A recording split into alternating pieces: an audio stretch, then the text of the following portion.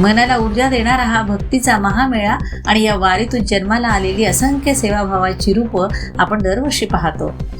सध्या संपूर्ण महाराष्ट्र 2026 मधल्या याच आषाढी वारीच्या भक्तिरंगात न्हाऊन निघालाय.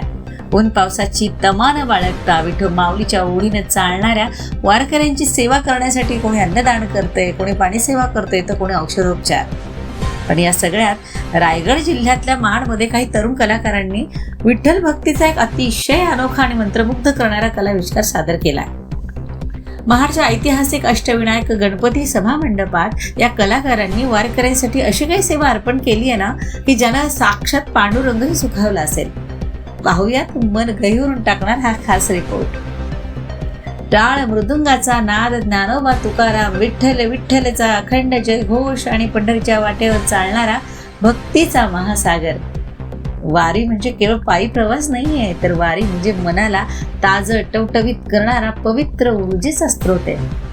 पण विठ्ठल नावाच्या याच भक्तिरसात न्हाऊन निघालेल्या श्री क्षेत्र महाडच्या ऐतिहासिक अष्टविनायक गणपती सभा मंडपात काही प्रतिभावान तरुण कलाकारांच्या समूहानं एकत्र येत आपली कला चक्क वारकऱ्यांच्या चरणी अर्पण केली. रंग रेषांच्या अद्भुत मिलाफातनं या कलाकारांनी वारकऱ्यांची हुबेहूब संजीवन रेखाचित्र रांगोळीच्या माध्यमातनं जमिनीवर साकारली आहेत. तिथं केवळ रंग आणि रेषा नव्हत्या, तर त्या प्रत्येक रेषेत साक्षात विठ्ठल सामावला होता. रांगोळीच्या माध्यमातून साकारलेली वारकऱ्याची जिवंत चित्र, डोक्यावर तुळशी वृंदावन घेतलेली माऊली, टाळ चिपळ्यांच्या नादात दंग झालेला वारकरी आणि विठ्ठलाच्या भेटीची ओढ डोळ्यात साठवलेले सात्विक भाव, हे सर्व पाहताना क्षणभर वाटतं की ही केवळ रांगोळी चित्र आहेत.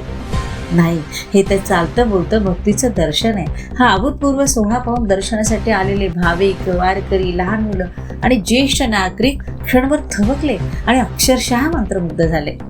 अष्टविनायकाच्या दर्शनासोबत मिळालेला हा अद्भुत कलाविष्कार वारकऱ्यांच्या शेकडो किलोमीटरच्या प्रवासाचा सारा क्षीण विसरायला लावणारा ठरलाय.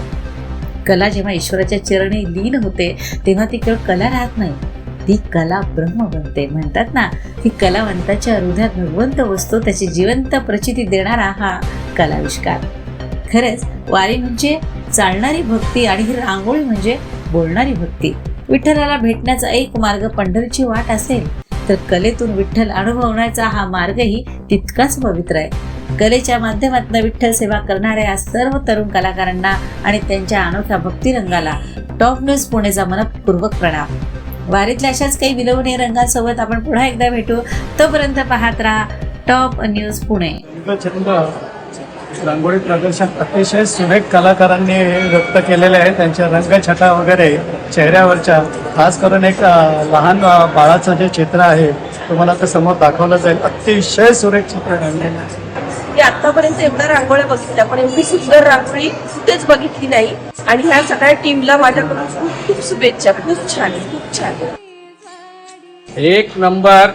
आम्ही सर्व अष्टविनायकीची यात्रा करून आलो, पण आज शेवट आम्हाला खरोखर साक्षात परमेश्वरासारखं आम्हाला हे मिळालं. तुम्ही खरोखर आनंद वाटला.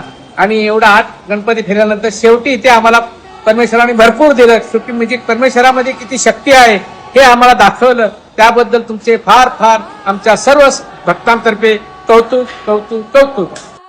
सलाम. खूप छान. आयुष्यामध्ये पहिल्यांदा असं बघितलं, फर्स्ट टाइम बघितलं असेल आयुष्यामध्ये. अशाच नवनवीन बातम्या व घडामोडी पाहण्यासाठी आमच्या चॅनलला लाईक, शेअर व सबस्क्राईब करा. Top news Pune. जाहिराती व बातम्या देण्यासाठी संपर्क मुख्य संपादक कैलास गायकवाड. संपर्क क्रमांक 8080 17 80 77. पुणे शहरात न्यूज रिपोर्टर नेमणे आहे. इच्छुकांनी वरील मोबाईल नंबरवर संपर्क साधावा.